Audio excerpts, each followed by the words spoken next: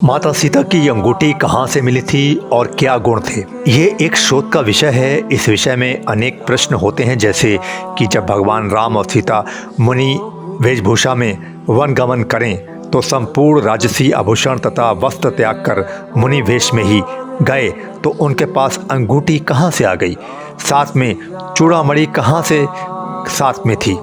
इस विषय पर कई ग्रंथों का अवलोकन तथा महात्माओं विद्वानों का सत्संग सुना, लेकिन सबके विचार अलग अलग ही मिले।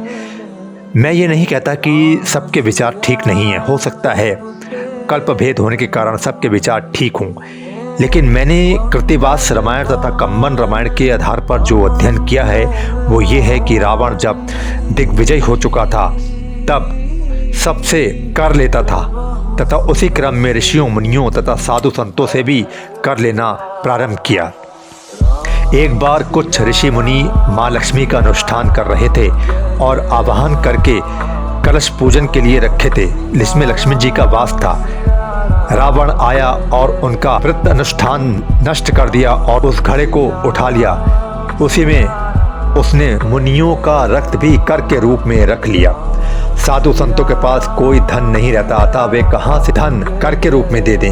वो रावण को उनकी शारीरिक यातनाओं के साथ रक्त निकलवा कर लेता था। इसी क्रम पर मुनियों ने तपोबल से एक अंगूठी का निर्माण किया जो नाशकारी थी। उसको उसी रक्त से भरे घड़े में डाल दिया। रावण ने घड़े को ले जाकर अपने निवास के शयन कक्ष में रख दिया। रात्रि में मंदोदरी को प्यास लगी तो वो उसी घड़े में रखे हुए रक्त को मुद्रिका सहित अर्ध निद्रा में पी लिया।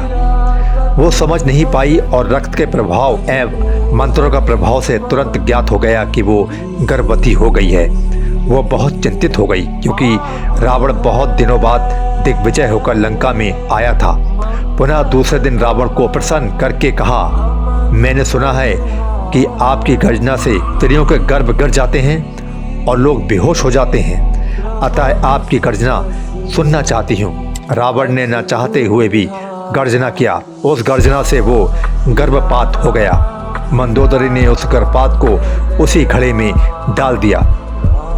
कुछ समय बाद रावण उस घड़े को राजा जनक के यहाँ गाड़ आया था। उसे ऋषियों ने बताया था कि हमारे कलश को मत ले जाओ, नहीं तो विनाश ही होगा। जहाँ ये रहेगा वहाँ विनाश ही होगा। इसी से राजा जनक के यहाँ रख दिया था, क्योंकि वो जनक से शास्त्रार्थ में हार गया था और इसलिए उनसे ईर्ष्या रखता था। इसी से राजा जनक के यहाँ पानी नहीं बरसा और जनक तथा रानी के हल चलाने पर घड़ा निकला और सीता जी बालिका के रूप में प्रकट हुई। वो अंगूठी उनके हाथ में मौजूद थी, जिसमें माता सीता के अलावा किसी का अधिकार नहीं था। वो अंगूठी जहाँ जहाँ रही वहाँ वहाँ विनाश ही होता रहा।